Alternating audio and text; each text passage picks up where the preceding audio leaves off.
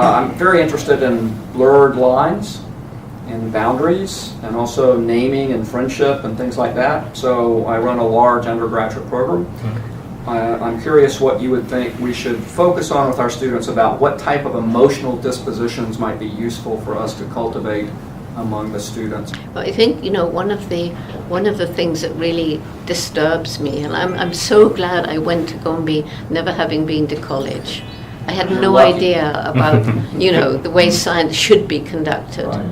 I had absolutely no idea that to be a good scientist, you had to be coldly objective, and that I shouldn't have named the chimpanzees, they should have had numbers. I didn't know that. And, you know, fortunately I had this teacher when I was a child who was my dog. So if you have a dog or a cat or a rabbit, or you spend time with a horse or a pig or a cow, you know perfectly well that animals have personalities, minds and feelings. And so when I was accused of being anthropomorphic, which of course I was, horrors, I was accused, I was told, you can't be objective if you let your emotions get in the way. You mustn't let emotion get in your way. And that I know is bullshit, because it's not true. I've had proofs of it where I was watching an infant who'd been damaged, she'd been attacked, and she was about 9 months old. She actually happened to be called Jane, little Jane. She had a broken arm, and her mother was a first-time mother, and she obviously didn't understand, so every time the child cried, she cradled her closer, which hurt the arm more.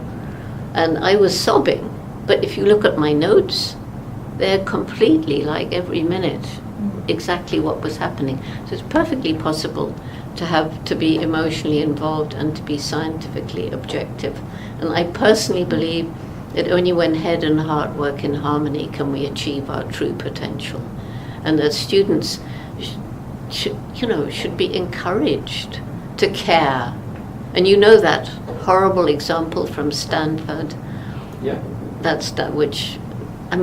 is so shocking what students will do when they're told to be objective. You all know what I'm talking about, don't you?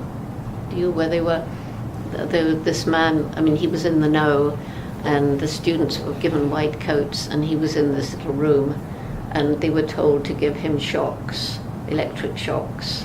And if he didn't respond right, they were told to give him a greater shock. And even when they knew the shock could kill, they went on doing it. And it was a horrible experiment because they didn't know, and afterwards they basically were guilty of murder because nobody told them that it wasn't happening. That's what happens when head and heart get distanced like that. The design of the experiment was terrible, the effect on the student was terrible, the whole thing was awful.